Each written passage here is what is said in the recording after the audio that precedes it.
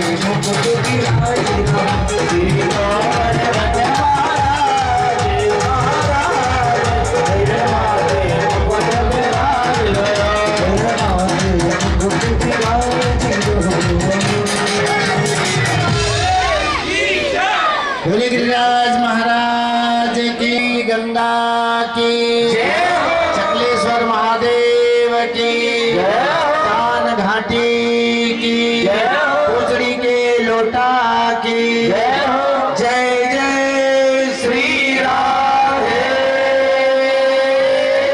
श्याम। हाँ, सब बैठ जाए, पूजा वाले अपना पूजा करते रहे और माताएं अपना बैठती जाए।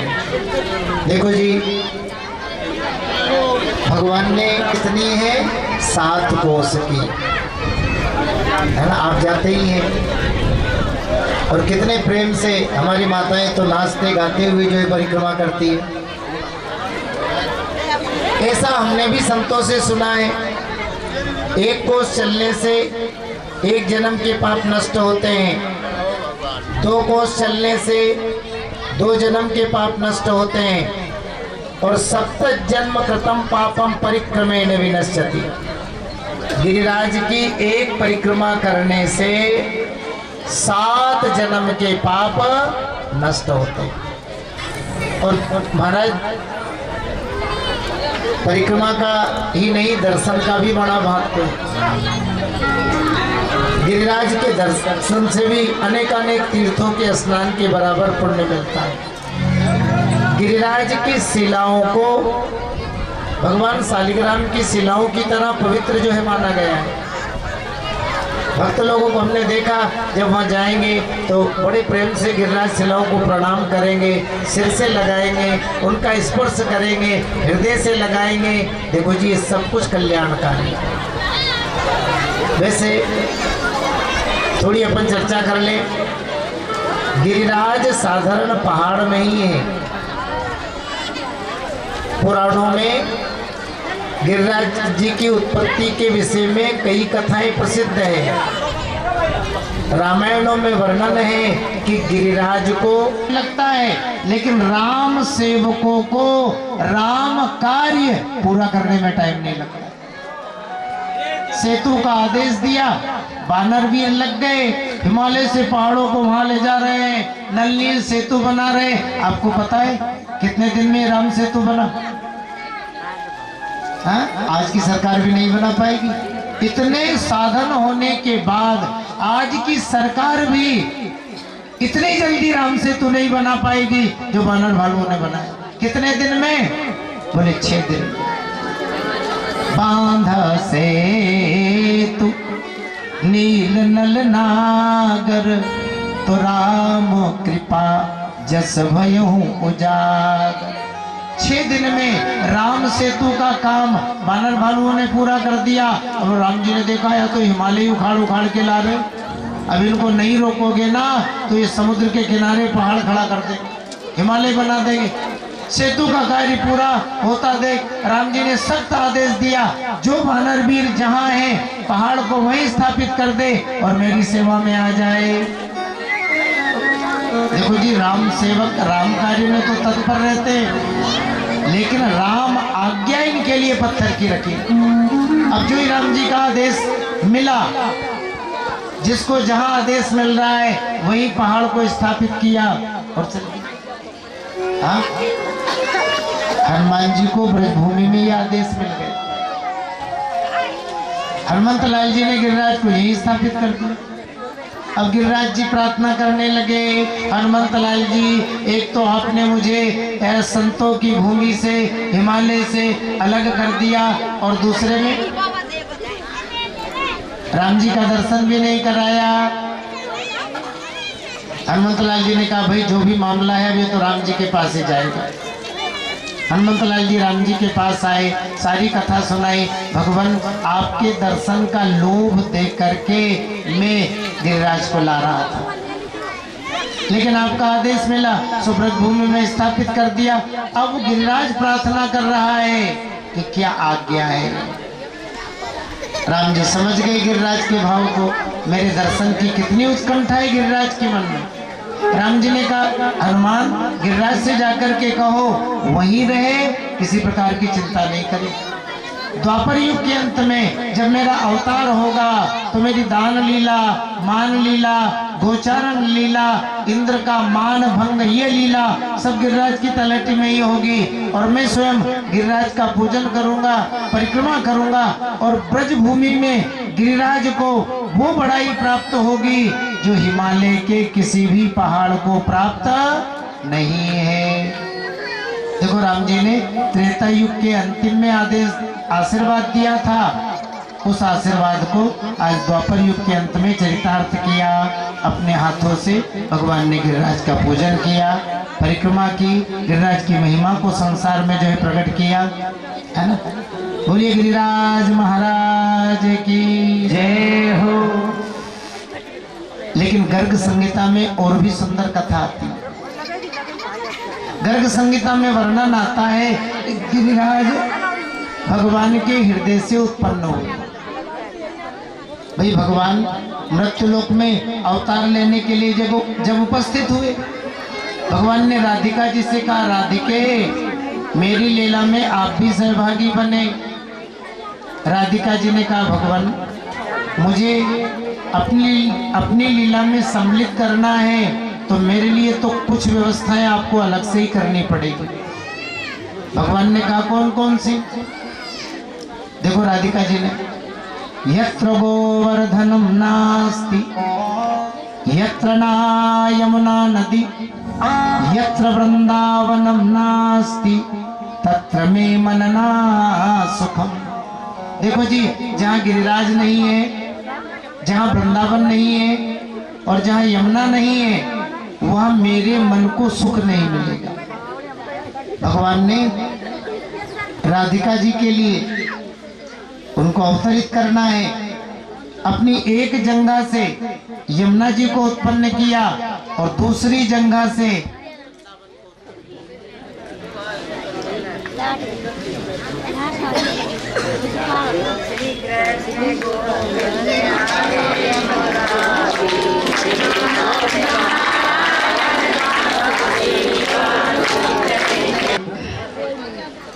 राधिका जी को प्रसन्न करने के लिए भगवान यमुना मैया को प्रकट किए, वृंदावन को प्रकट किए, अपने हृदय से गिरिराज को प्रकट किए।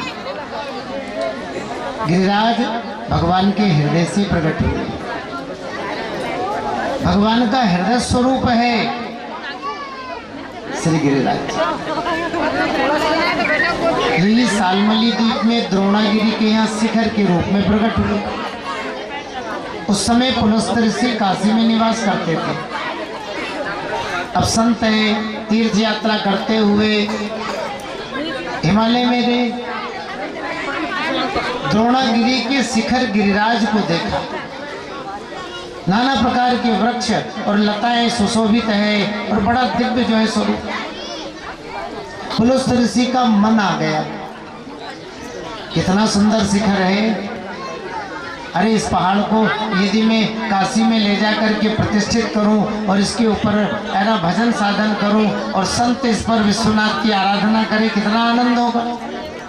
द्रोणागिरी से कहा, जी आपका बेटा मुझे दे दो, मैं इसे काशी में ले जा करके प्रतिष्ठित करूंगा। भगवान भोलेनाथ की नगरी, संत रहेंगे, विद्वान जो है रहेंगे, वेद अध्ययन करेंगे, शिव मंत्र का जप करेंगे।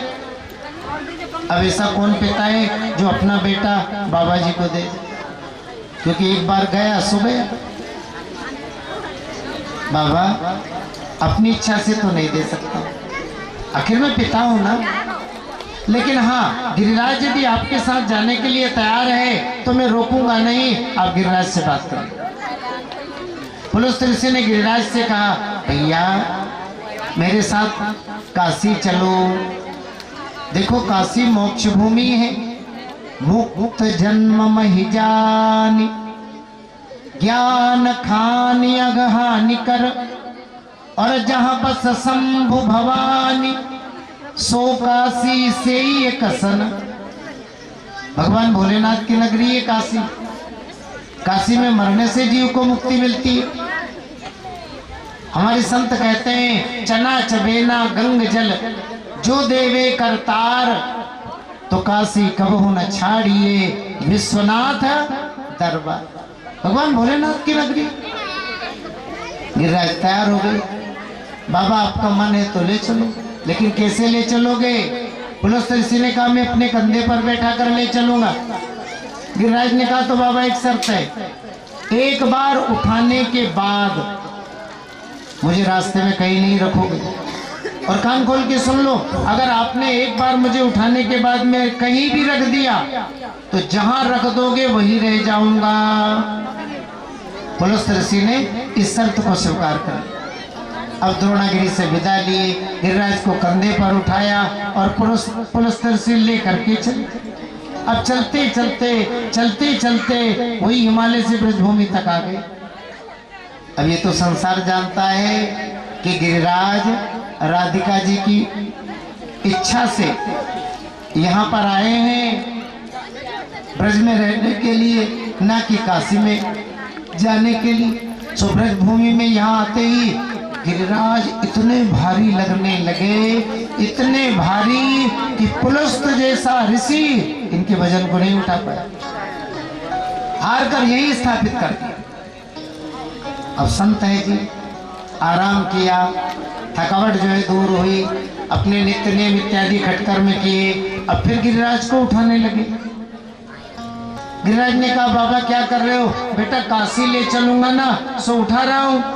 गिरिराज ने कहा नहीं बाबा, मैंने पहले कह दिया था एक बार उठाने के बाद जहां रख दोगे वहीं रह जाऊंगा।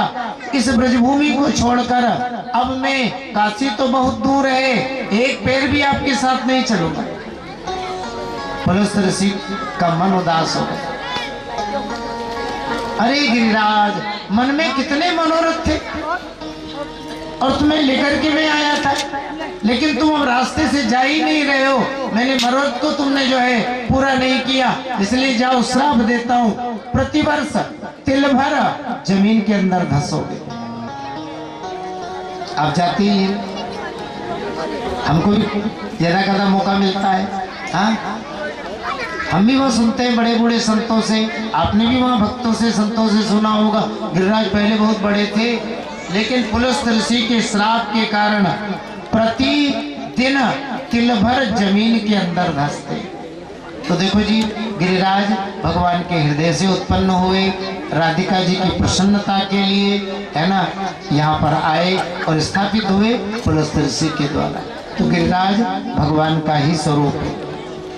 गिरिराज के दर्शन का, गिरिराज जी की परिक्रमा का, गिरिराज जी की शिलाओं का स्पर्श करने का बड़ा महत्व है।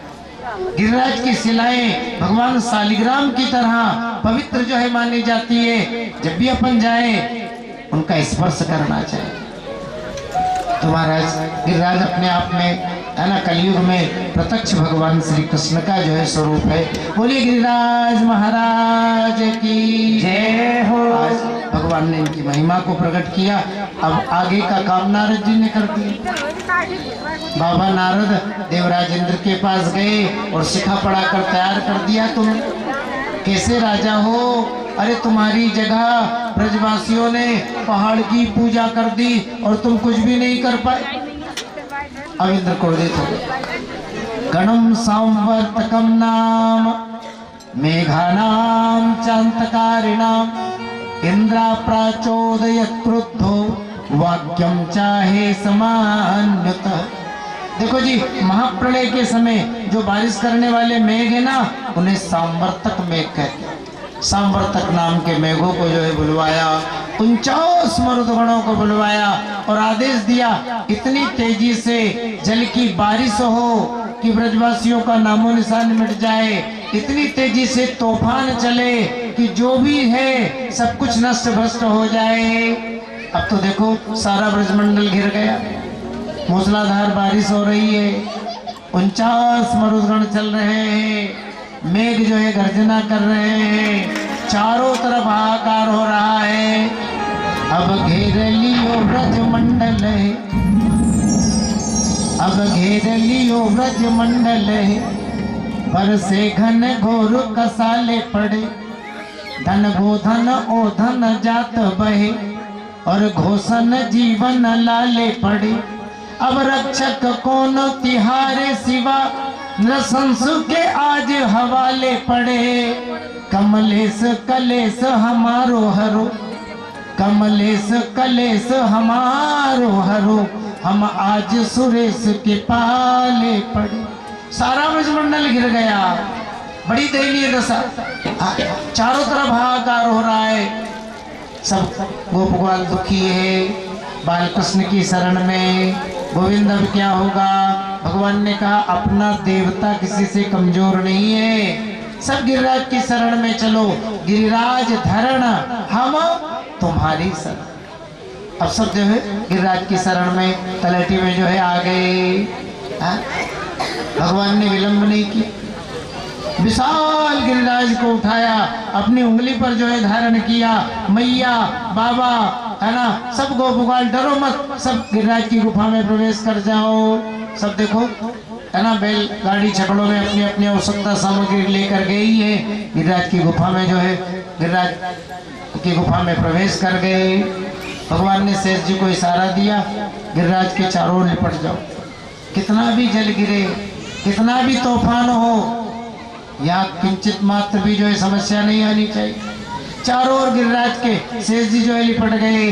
गिरिराज के शिखर पर सुदर्शन चक्र, भगवान ने कहा इस शिखर पर स्थित हो जाओ, हाँ कोई समस्या नहीं आनी चाहिए। भगवान के सुदर्शन चक्र गिरिराज के शिखर पर स्थित है। चारों ओर शेष जी गिरिराज के जो लिपटे हुए हैं, है ना। 49 मरुदगण चल रहे हैं, मूसलाधार बारिश हो रही है। मामला 1-2 दिन तक नहीं थी, 7 दिन 7 रात्रि तक मूसलाधार बारिश होती रही।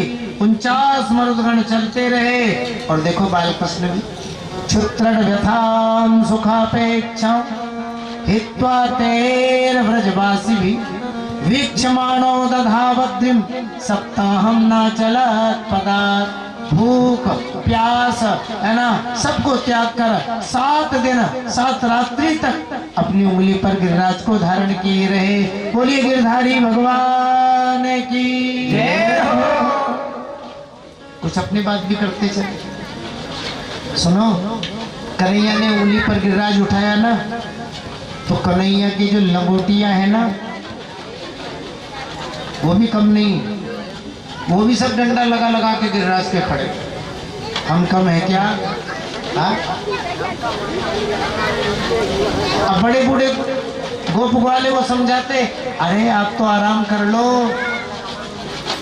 छोटे छोटे को अलबाल कहते हम आराम कर लेंगे, डंडा हटा लेंगे तो गिरिराज नीचे नहीं आ जाएगा। बड़े बूढ़े गोपगोपाल समझाते, तुम में इतनी ताकत कहाँ से आ गई जो गिरिराज को उठा लो? अरे गिरिराज को तो कन्हैया ने उठा रखा है। वो छोटे छोटे ग्वाल बाल जो कन्हैया के यार है ना, मित्र, वो कहते बाबा तुम्हें पता है कन्हैया में कितनी ताकत है? कन्हैया मित्र तो हमारा है। हम गाय चराने के लिए जाते हैं ना, तो हमने जंगल में अखाड़ा खोद रखा है, रोज ही कुश्ती करते हैं, रोज ही दंगल चलता है। और जब कुश्ती होती है ना, तो हम में से तो कोई भी कन्हैया को यूं उठाता है और यूं पटक देता है। कन्हैया में इतनी ताकत नहीं जो गिरिराज को उठाए। गिरिराज तो हमने उठा रखा। वस्तु स्थिति यही तो है ना। हाँ, करने वाले तो कन्हैया है, लेकिन हम मान रहे हैं कि हम कर रहे हैं। हाँ, प्रकृति क्रियमाणानि गुण कर्माणि सर्वसा अहंकार विमूढ़ात्मा करता मिति मन। सब कुछ गोविंद कर रहे हैं, करते हो तुम कन्हैया, मेरा नाम हो।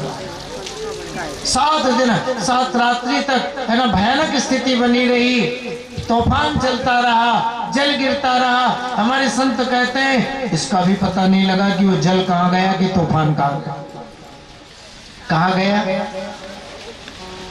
हमारे एक संत कहा करते थे, बोले सारा का सारा ही अगस्त बाबा गटक गए। जानते हो ना अगस्त बाबा को? नंबर 1 के पेटू बाबा जी हैं अगस्त बाबा। इनका पेट बहुत बड़ा है। कितना बड़ा है पता है ना आपको? कितना बड़ा है? 3 चुल्लू में बाबा जी समुद्र को ही गटक गए। इतना बड़ा पेट है। 3 चुल्लू में। केशवाय नमः, माधवाय नमः, नारायणाय। एक बार क्या हुआ, भोलेनाथ और मैया पार्वती अगस्त बाबा के आश्रम पर गए। अब बढ़िया सत्संग हुआ। देखो एक बात कहे देवताओं, बुराई मत मानना। हाँ, वात्सल्य प्रेम हमारी माताओं के पास मिलेगा। जब भी माताएं साधु संतों के पास जाएगी ना, तो पक्का मान लो खाने पीने की कमी नहीं रहेगी, क्योंकि अन्नपूर्णा है, बढ़िया बढ़िया बनाकर खिलाना। हाँ, और वात्सल्य भाव से जिमाना, ये माताओं में गुण होता है। अब अच्छा लगा बाबा, पार्वती मैया ने कहा बाबा जी बाहर भी जाते हो कि आश्रम में ही रहते हो? अगस्त जी ने कहा माता राम जो बुला ले उसी के यहाँ चले जाए, हम तो बाबा लोग हैं। तो बाबा मेरा मन हो रहा है कैलाश पे आ जाओ। माता जी आप बुलाओगी तो आ जाऊंगा, तो कल ही आ जाओ ना। देखो वही तो सत्संग करना और वही प्रेम से भोजन जीवना। बोले ठीक है। अब और कोई बात हो तो पहले बता दो, क्या बनाओ क्या नहीं बनाओ, क्या खाओगे क्या नहीं पाओगे। हाँ, अब माताओं में तो भाव होता है, क्योंकि तो सहज भाव में रहती है।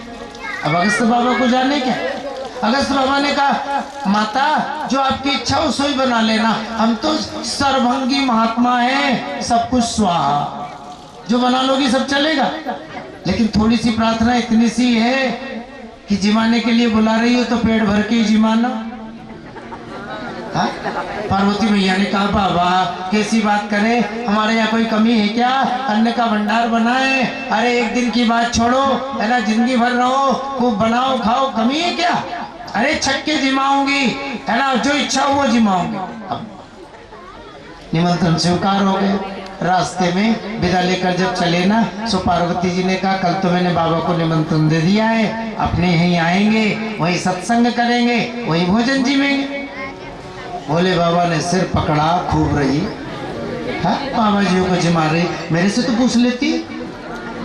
अरे महाराज कोई गलती कर दी क्या, घर में संत आएंगे सत्संग होगा। अरे वो तो अच्छी बात है, संत पधारे खूब जीवे, लेकिन किसको निमंत्रण दिया है? अगस्त बाबा को। जानती हो इतना पेटू बाबा है, इतना पेटू बाबा है कि 3 चुल्लू में समुद्र को ही गटक गया। जिमा दोगी उसे? अब पार्वती मैया को भी ज्ञान आ गया। अरे हाँ, तभी बाबा कह रहा था मैया जीवने के लिए तो बुला रही है, लेकिन पेट भर के जिमाना तो तुमने कह दिया। बोले मैं क्या जानू, मैंने तो कह दिया।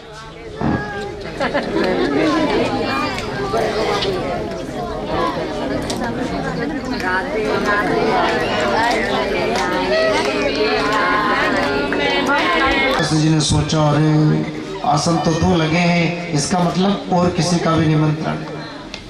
अब पंगत का समय हुआ तो भगवान नारायण भी आकर आसन पर बैठ गए।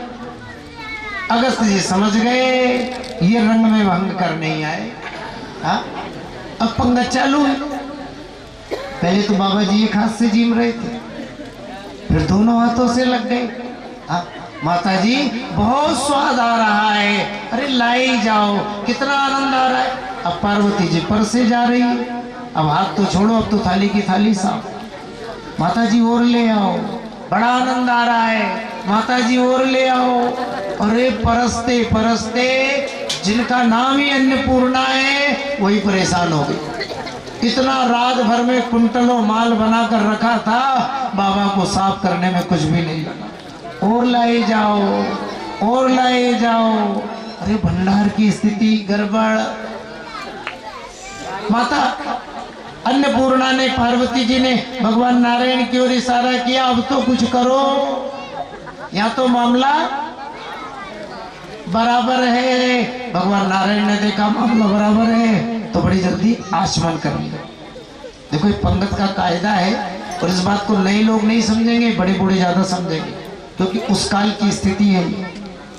अपन पंगत में बैठे, समाज बैठा, चाहे बारात बैठी, और अगर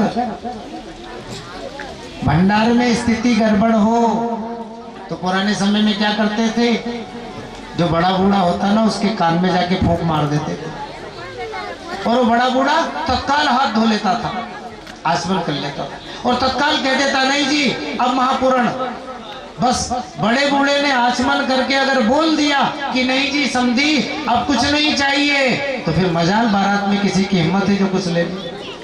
आप परस ये फिर नहीं ले, क्योंकि बड़े के है ना आचमन से सारे बाराती सावधान हो जाते हैं। दादा ने बोल दिया अब ना, बिल्कुल फिर रसगुल्ला, बाल्टी भर रसगुल्ला लेके हजारों आदमी में डोलते रहो, नहीं लेगा कुछ, क्योंकि कायदे हैं, अपनी मर्यादा है। एक व्यक्ति आचमन कर ले बड़ा विशिष्ट समझदार, तो सबको आचमन कर लेना चाहिए। भगवान नारायण ने आचमन कर लिया, अगस्त बाबा ने मत्था ठोका, खूब रही। आज ही तो मौका मिला और आज ही इनने गड़बड़ कर दी। अगस्त जी का मन उदास हो, भगवान नारायण की ओर देखने लगे। आ गए ना, जीवन में पहली बार तो जीवने का मौका मिला, उसमें भी मामला गड़बड़ कर दिया। अब मैं पानी तो पी के ही रहूंगा। अब अगस्त जी को कोई पिला रहा है क्या? पूरी गंगा लगा दो तो भी बाबा का पेट नहीं भर रहा। भगवान ने कहा सुनो बाबा जी, इनका पीछा तो छोड़ो, माता अन्नपूर्णा है, आप तो इधर आ जाओ, अपन दोनों ही निपट ले। द्वापर युग के अंत में जब मैं गिरिराज लीला करूंगा ना, उस समय आपका आह्वान करूंगा, आप तैयार रहना, आ जाना, और जितना भी जल पीना है ना छक करके पी लेना। तो देखो जी, ब्रजमंडल पर जो वर्षा हुई थी ना, कौन से मेघों ने की थी? सांवर्तक नाम के मेघ, जो महाप्रलय के समय बारिश करते, अनवरत लगातार। और मरुदगण भी कौन से चले थे? पूरे के पूरे ही 49 मूसलाधार बारिश, 49 मरुदगण। ठाकुर जी ने कहा चिंता नहीं है, हमारा बाबा भी कम नहीं। अगस्त जी का आह्वान किया और अगस्त जी ने मुंह ही खोला, सारा का सारा बरसाए जा। तेरे पास कमी आ जाएगी, लेकिन हमारे पास कमी आने वाली 7 दिन 7 रात्रि तक इतना जल गिरा, इतना तूफान चला, लेकिन अगस्त जी भी पीछे नहीं हटे, पूरा का पूरा ही गटक गए। अब इंद्र के पास रखा क्या है जी, कब तक बरसाएगा? अगस्त जैसे संत का पेट भरना किसके बस की बात है? देवराज इंद्र का अभिमान नष्ट हो गया। अब ऐरावत हाथी कामधेनु गाय को लेकर के आया, है ना, भगवान के चरणों में गिर करके बड़ी प्रार्थना किया, है ना। भगवान ने इंद्र को समझाया, धन के नशे में जो अंधे हो जाते हैं वो मेरी प्रभुता को नहीं जानते, मेरे ऐश्वर्य को नहीं मानते, और उन अभिमानियों के अभिमान को नष्ट करने के लिए ही मैं ऐसी लीलाएं किया करता हूँ। अब कभी अभिमान मत करना। देखो जी, भगवान ने इस लीला के माध्यम से देवराज इंद्र के अभिमान को जो है नष्ट किया। बोलिए गिरधारी भगवान की जय।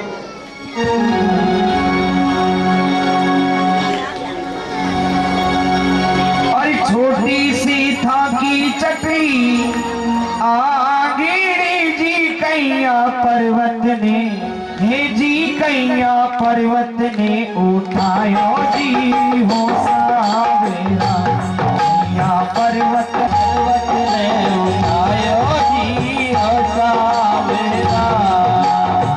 छोटी सी भागी चक्री आगे जी कैया पर्वत ने, हे जी कैया पर्वत ने उठायो जी हो सावेरा, कैया पर्वत ने उठायो जी हो सावेरा।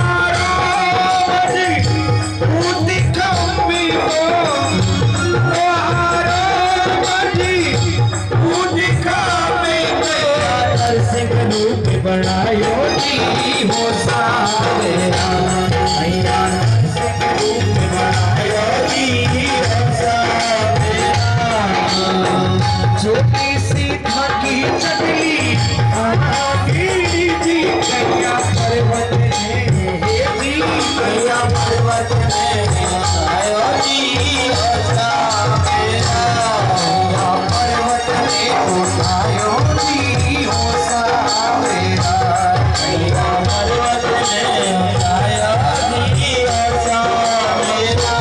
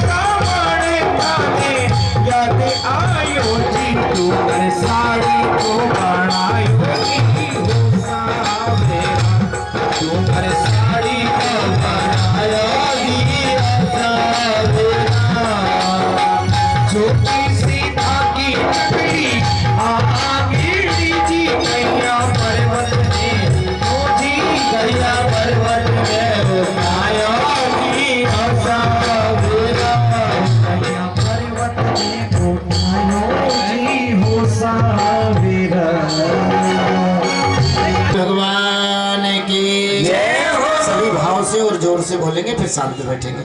हाथ उठा के जय जय श्री राधे श्याम।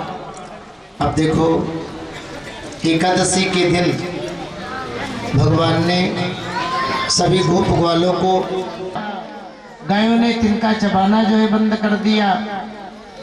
महाराज भगवान की जो ये बंसी है ना, ये अनंग वर्धनम, कामदेव को बढ़ाने वाला है।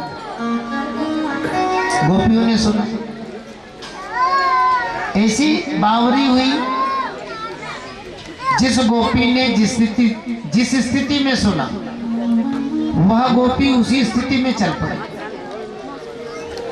मानो कोई गोपी गाय का दूध दो रही, धोनी को रखा और चल पड़ी। दोहंतो वियुकासित दोहम हित्वा समुत्सुका पयोधी श्रित्य संयाव मुनुद्वास्यः पराये।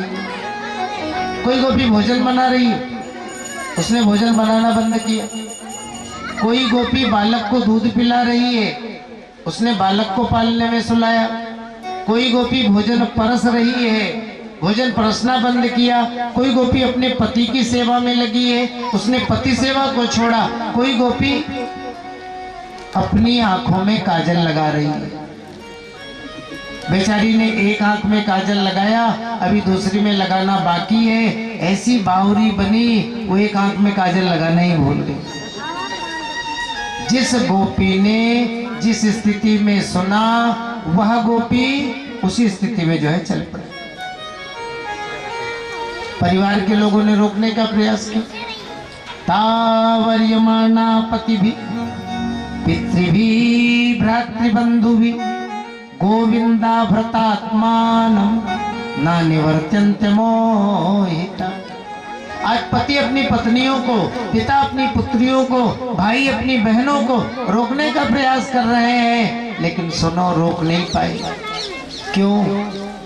क्योंकि गोविंदा भ्रतात्मानम, इन गोपियों का मन तो गोविंद ने जो है चुरा लिया है। कहते हैं गोपी को परिवार के लोगों ने पकड़ा, ले जाकर कालकोठरी में बंद कर दिया। देखते हैं अब भला तुम कैसे कृष्ण के पास जाओगे। अंतर्ग्रहगता काश्चित गोप्या लब्ध विनिर्गमा कृष्णं तद भावना युक्ता दध्युर्मीलित लोचना। यह गोपी कालकोठरी में बंद है, आंखें बंद करके गोविंद का ध्यान कर रही। कन्हैया, मैंने ऐसे कौन से पाप कर्म किए जो मैं आपकी लीला में सम्मिलित नहीं हो पाऊंगी। महाराज भगवान की ऐसी कृपा बरसी, इस गोपी का पंचभौतिक शरीर वहीं छूटा, इसे दिव्य शरीर मिला और ये दिव्य शरीर धारण करके भगवान के महाराज में सम्मिलित होने के लिए चल पड़ी। वैसे देखो, हमारे समाज में अक्सर लोग भाव अच्छे नहीं होते, इसलिए अर्थ भी बुराई लगाते। गोपियों के प्रेम को विषय वासनाओं से जोड़ते। एक बात ध्यान दीजिए, गोपियों का जो गोविंद से प्रेम है ना, वो निष्काम, निर्लेप, निर्विकार प्रेम है। सुनो, अपन तो भगवान के मंदिर में भी जाते हैं तो स्वार्थ लेके जाते हैं। हाँ, अरे लोक का नहीं तो परलोक का कोई तो स्वार्थ है।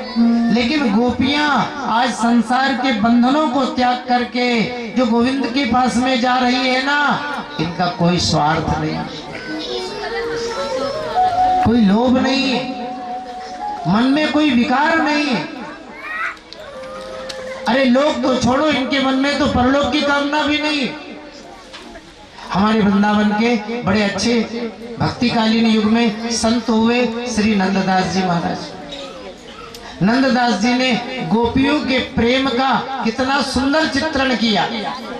गोपियों ने कहा, स्वर्ग जाए या पड़ी रहे हम, घोर नरक में आठों याम, यश पाए या कहलाए, व्यभिचारी ने उल्टा हो बदनाम, सुख पाए या घिरी रहे हम, नित्य दुखों में ही अभिराम, और देखे बिना न रह सकती पल हम, मोहन मुख चंद्रलला। हमें स्वर्ग मिले या नरक मिले, हमें सुख मिले या दुख मिले, हमें समाज में यश मिले या रंकनी, कलंकनी, कुलटा, लोग कुनारी कहते रहे, हमें कोई परवाह नहीं। लेकिन हमारे मन में एक ही इच्छा है, एक ही अभिलाषा है। कौन सी? बोले कृष्ण दर्शन लालस। हम कन्हैया को देखे बिना नहीं रह सकते। गोपियां आज गोविंद के पास यमुना किनारे जो जा रही है ना, वो कृष्ण दर्शन लालस। गोपियां भगवान के पास यमुना किनारे पहुंची। भगवान ने बंसी बजाना बंद किया। स्वागतम वो महाभागा प्रियम किम करवाणि वा ब्रजस्यानामयं कश्चित् भ्रूतागमनकार। अरे महान भाग्यवान गोपियों, आपका स्वागत है जो आप संसार के बंधनों को त्याग करके मेरे पास में आई। अपने आने का कारण सुनाओ। देखो जी, आप स्त्री हो, पता है आपको स्त्रियों का धर्म है पति की सेवा करना, सासू ससुर की सेवा करना, परिवार की व्यवस्था को देखना। भर्तु शुश्रूषणम नारीना परो धर्मो ह्यमायया तद्बन्धूनां च कल्याण्य प्रजानां च अनुपोषणम। तो स्त्री का ही तो धर्म है, परिवार की व्यवस्था को देखना, पति की सेवा करना, बूढ़े सासू ससुर की सेवा करना, अपने बाल गोपालों का ध्यान रखना है। देखो, स्त्री के लिए पति वंदनीय है, त्यजनीय नहीं। पति कैसा भी क्यों ना हो, दुस्सीलो दुर्भगो वृद्धो जड़ो रोग्य धनोपि वा पति स्त्रीभिर्नहातव्यो लोकेप्सुभिर्पात। रात्रि के समय आप आई ना, ये आपने अच्छा नहीं किया। आपके छोटे छोटे बालक हैं, आपके बिना कैसे रहेंगे? आपके परिवार के लोग आपको खोज रहे होंगे, और वैसे भी आप पतिव्रता स्त्रियां हैं, वापस लौट जाए। देखो, भगवान की बातें सुन करके गोपियां रोने लगी, और रोते हुए गोपियों ने इतने सुंदर सुंदर तर्क दिए कि जगत गुरु कहलाने वाले भगवान भी निरुत्तर हो गए। एक गोपी ने कहा, मेवं विभोरहति भवान गदितुं न संसम संत्यज्य सर्व विषयास्तव पादमूल भक्ता भजस्व दुर्वग्रहमा त्यजास्म देवो यथादि पुरुषो भजते मुमुक्षु। देखो श्याम सुंदर, आप विभु अर्थात व्यापक हो, चराचर जगत में व्याप्त हो, सबके मन के अंतर के भावों को जानते हो। अरे आप तो विषयों की बात कर रहे हो। संत्यज्य सर्व विषयास्तव पादमूल, आप तो विषयों की बातें कर रहे हो, अंतर्यामी होने के बाद भी। अरे हम संसार के विषयों को त्याग करके और आपकी शरण में आई। कोई भी जीवात्मा जब भगवान नारायण की शरण में जाता है तो भगवान श्री हरि उसका त्याग नहीं करते हैं। हम भी सर्वस्व का त्याग करके आपकी शरण में आई हैं। आपको भी हमारा त्याग नहीं करना चाहिए। किसी दूसरी गोपी ने कहा, सुनो ज्ञानी जी, अभी अभी आप हमें जो धर्म का उपदेश दे रहे थे ना कि स्त्री का धर्म है पति की सेवा करना, तो सुनो, हमने उस धर्म का त्याग कहाँ किया है, बल्कि उस धर्म का निर्वाह करने के लिए ही तो आई।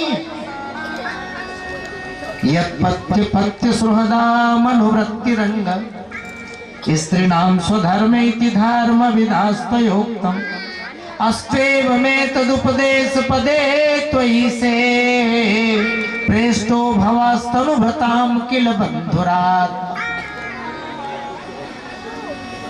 जिस धर्म का आपने उपदेश दिया है ना, उस धर्म का हमने त्याग कहाँ किया?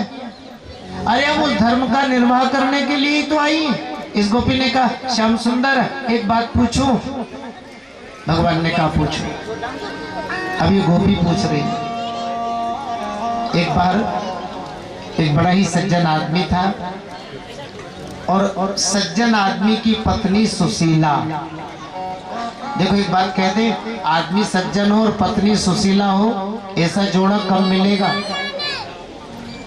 आदमी सज्जन हो और पत्नी सुशीला हो, सुनो जी, ऐसा जोड़ा कब मिलेगा?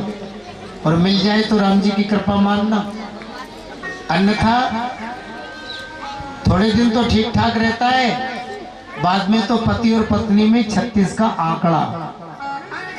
हाँ बिल्कुल।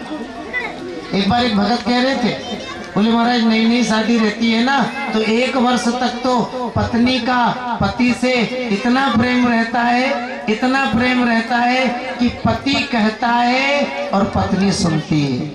1 वर्ष पूरा समर्पण रहता है पति के प्रति।